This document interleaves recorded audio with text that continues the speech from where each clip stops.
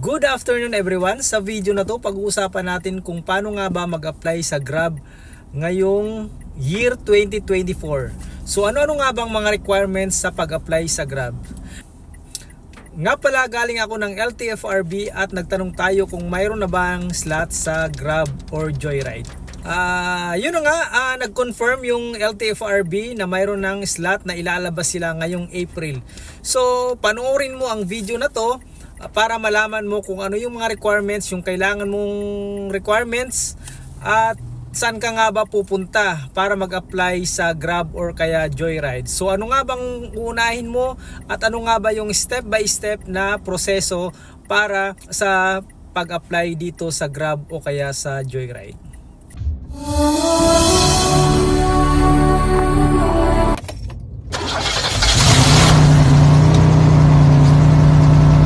Hi guys! Ako nga pala si Butter Dasban, ang inyong Grab car driver.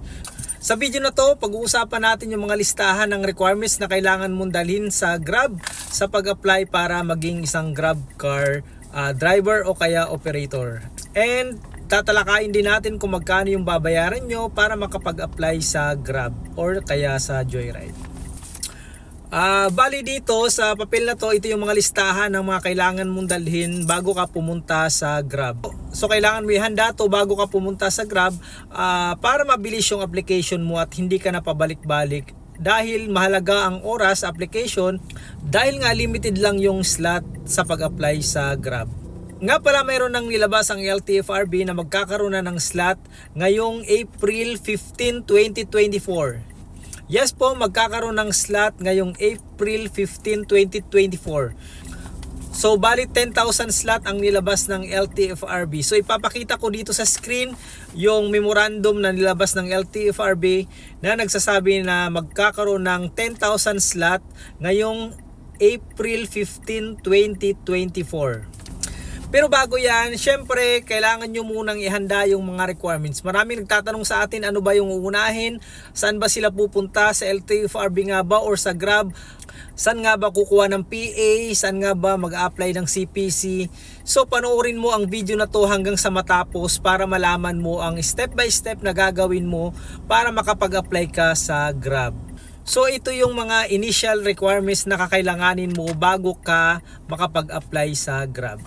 So yung una na nga dyan ay yung 5 copies notarized verified application. So saan nga ba nakukuha tong verified application? Ang verified application po ay nilalabas to ni Joyride o kaya ni Grab. Meron po silang form. Nung nag-apply ako, meron sa website nilang nada-download. Sa Joyride naman, pag pumunta ka sa kanila, bibigyan ka nila ng form, i-email sa'yo. And sa Grab naman, pwede ka naman doon na mismo sa Grab mag-fill up. Pero kailangan nga lang may dala kang laptop. Sa mga may laptop na, pwede nyo dalhin yung laptop nyo. Kung wala pa kayong form, doon nyo na fill upan and ipaprint nyo na lang. Take note po, hindi tinatanggap ni Grab o kaya ni Joyride yung sulat kamay para doon sa verified form. Kailangan po naka-computerize. So mayroon naman yan doon sa mga nagno-notarize malapit sa LTFRB. Alam ko nag-offer din sila doon. So mayroon din tayong kopya niyan. Hahanapin ko yung kopya ko. Ilalagay ko dyan sa link sa baba. So yung itsura nun, ganito yung itsura nun ng form. So ipapakita ko dito sa video. Tapos siguro ilalagay ko dyan sa description yung link ng form para i-download nyo na lang. Or siguro dun sa mga naka-follow sa Facebook page natin, pwede kong i-message sa inyo dun yung form. So kailangan dun 5 copies. Tapos take note, kailangan computerized. Hindi tinatanggap ni Grab yung sulat kamay. And syempre take note po, hindi nyo na kailangan ipa-notarize. Si Grab na po ang magno-notarize ng form na yan, yung 5 form. Mahal kasi ng notarize sa labas. Pwede nyo rin pa-notary, pero syempre magagastos pa kayo. Si Grab na po ang bahala magpa-notary. Sa form na yon, sa application form na yon, ang kailangan nyo lang naman doon, pangalan, tapos yung mga detail ng kotse nyo, yung mga chassis number, engine number, yun lang naman ang kailangan, plate number, Yun lang naman yung kailangan doon. Model ng inyong sasakyan at anong sasakyan. So yun lang naman ang kailangan. Nga pala sa mga nagtatanong kung pwede ba mag-apply kahit wala pang sasakyan, hindi po pwede mag-apply kung wala pang sasakyan. Kailangan may sasakyan na po kayo. Pangalawang requirements po ay yung proof of citizenship. So sa proof of citizenship, pwede yung birth certificate, passport o kaya voter's ID. So pwede na yon. Ang pangatlong requirements ay yung ORCR. Kailangan nyo yung ORCR. Kaya kailangan sa Grab mayroon ka na sasakyan kasi kailangan nga ang requirements ng ORCR. So sa mga wala pang ORCR, pwede na yung delivery receipt at saka sales invoice. Dalhin nyo lang yung delivery receipt at saka sales invoice nyo, pwede na yon. So hindi naman kailangan mayroon ng ORCR kasi matagal po yung ORCR bago lumabas eh. Take note nga pala, hindi nyo pa kailangan ng driver. Hindi nyo pa kailangan ng driver's license. Sumunod na requirements, kailangan po ang mag-apply ay yung may-ari ng sasakyan. So hindi po pwede mag-apply yung driver. Kailangan kung sino po yung nakapangalan sa ORCR, siya po ang mag-a-apply sa Grab. Pero kung ang may-ari ng sasakyan ay yung tatay mo or nanay mo or kapatid mo or asawa mo, ang kailangan lang po ay SPA o kaya yung tinatawag na Special Power of Attorney. Saan nga ba nakukuha yung Special Power of Attorney? Ito po ay nakukuha sa mga nagno-notary. So punta lang kayo sa mga nagno-notary, hingi kayo ng Special Power of Attorney, sabihin nyo kailangan nyo sa pag-apply sa Grab. So alam na nila yung gagawin nila, bibigyan kayo nun. Ang price lang naman nun ay nasa 100 pesos. So bali yun lang naman ang pinakaunang requirements sa Grab. So hindi nyo pa kailangan kumuha ng mga DTI, mga BIR, saka na po yun to follow na yung pag lumabas na yung PA nyo. So yun lang po ang initial na requirements sa Grab. Again, uulitin ko, yung 5 copies ng notarized verified application. Pangalawang requirements, photocopy ng proof of citizenship, birth certificate, passport, voter's ID. Pangatlong requirements, ORCR. So kailangan nyo ng ORCR. And sumunod nga pala, kailangan nyo din ng government issued ID. So kung may lisensya kayo, pwede na yon. SSS, GSIS, basta may signature yung ID nyo. So pwede na yun, basta kahit anong government ID, government valid ID. So yun lang ang requirements para makapag-apply kayo sa Grab. And nga pala, may bayad ang pag-apply sa Grab. So kailangan nyo na magdala ng pera. Ang bayad para sa sedan ay 6,909. So yan yung payment para sa sedan. Gagamitin yan sa pag-process ng PA nyo at saka sa CPC. Sila na magpo-process ng PA at saka CPC. Para naman sa mga SUV, so konti lang naman ang diferensya ng sedan at saka SUV. So kung 6,900 yung para sa sedan, so sa SUV nasa 7,000 plus lang.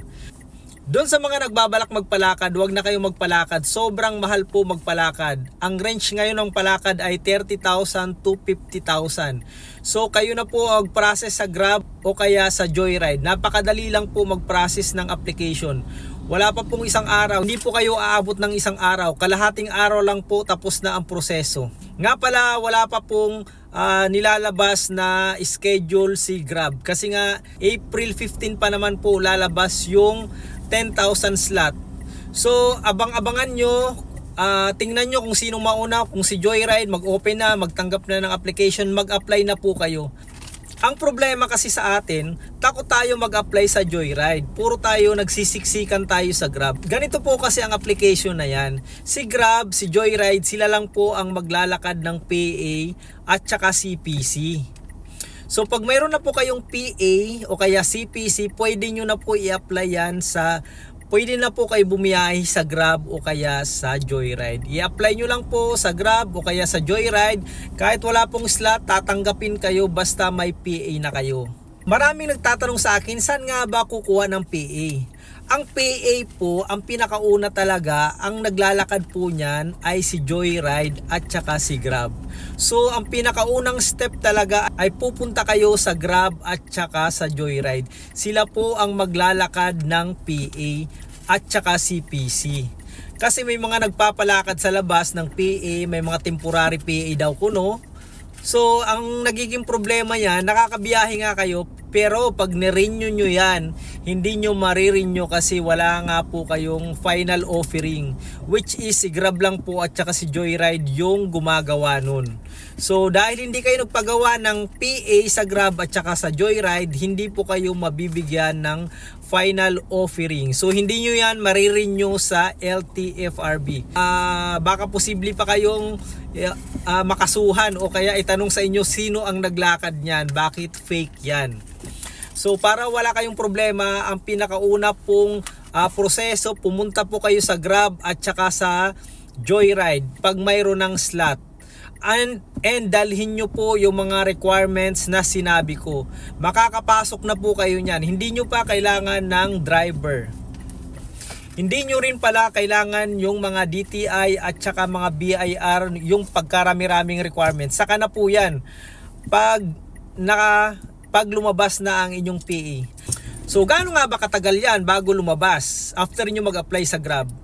So sa experience ko, after 1 month, tinext na po ako ni Grab para pwede nang bumiyahe. Or kaya kung may driver ako, dalhin ko na yung driver para bibigyan na nila ng app at saka yung training na sinesend lang naman sa SMS. So, doon pa lang kailanganin nyo ng driver o kaya mga driver's license. Yun, kailangan nyo yun pag tinext na kayo ni Grab after 1 month. And pag tinext na pala kayo ni Grab, pwede na kayo nun bumiyahe. Or kaya yung driver nyo, dalhin nyo yung driver nyo o kaya kayo, pwede na yun bumiyahe, onboarding na yun. Kahit hindi pa lumalabas yung PA nyo. Kasi yung PA minsan, 1 to 3 months daw yan. Pero kasi natatagalan lang sa Grab. Pero andyan na kasi yan sa LTFRB. Meron na yan kasi sa LTFRB. Minsan lang matagal lang na bibigay ni Grab. So kaya after 1 month makakabiyahe na kayo. So ganun lang po kabilis. Huwag na kayong magpalakad na sobrang tagal na umaabot din naman ng 3 months bago makabiyahe sa palakad. At sobrang mahal po ng bayad sa palakad. And nga pala, yun nga, nagiging problema sa atin, nagsisiksikan tayo sa Grab. Ang Grab po kasi at saka Joyride, sila lang po ang naglalakad ng PA at saka CPC. So sa Grab kasi natatagalan kasi sobrang dami po ang nag-a-apply. So ang iba umaabot po ng taon, yung mga siguro kasi nung last year wala pang slot. So umaabot sila ng 1 taon bago na nakabiyahe. Kasi nga sobrang dami po nang nag-a-apply sa kanila. Ang iba kasi takot po sila mag-apply sa Joyride. Bakit po kayo takot sa Joyride? Sila lang naman po ang naglalakad ng CPC at saka PA. Pwede po kayong mag-apply doon kasi medyo mabilis sa kanila kasi nga kukunti yung nag-a-apply sa kanila. So pag lumabas naman yung PA nyo kaya CPC, pwede nyo na po yan i-apply sa Grab. So parang pinaka-stepping stone nyo si Joyride, tapos pag lumabas na yung PA nyo, saka nyo i-apply sa Grab. Para mas mabilis, yun po yung pinaka-tip ko, para mas mabilis po kayo makapasok sa Grab, mag-apply kayo sa Joyride. Yun po ang pinaka-mabilis. Kasi nga matagal po sa Grab kasi sobrang siksikan sila doon. Minsan mabilis maubos yung slot sa Grab. Ang iba ayaw na mag-apply sa Joyride, nag-aantay talaga ng slot sa Grab.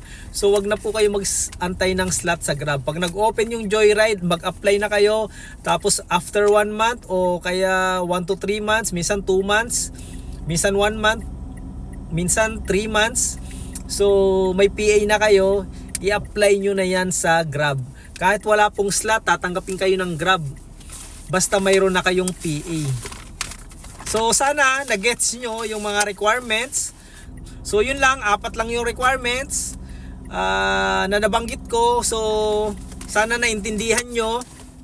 So mga hindi nakaintindi pa, comment lang kayo sa video natin. And wag na kayong mag-alala dun sa mga DTI, BIR to follow na yon, sa kanyo na yung problemahin. Nga pala sa mga gustong magpa process ng DTI, nagpa-process tayo. Message lang po kayo sa Facebook page natin na Battered Husband, and nagpa-process din po tayo ng mga DTI. So madali lang naman gawin yan. So chat nyo lang ako doon, and baka matulungan ko kayo. So yun lang, sana nakatulong yung video natin. Wag na po kayong mag-alala, sana matanggap po tayong lahat. Yan lang po ang requirements, kunti lang po ang requirements, at tsaka yun lang po yung bayad. So maghanda lang po kayo ng hindi naabot ng 10,000. So yun lang, maraming salamat. Again, ito si Battered Husband, ang inyong Grab car driver.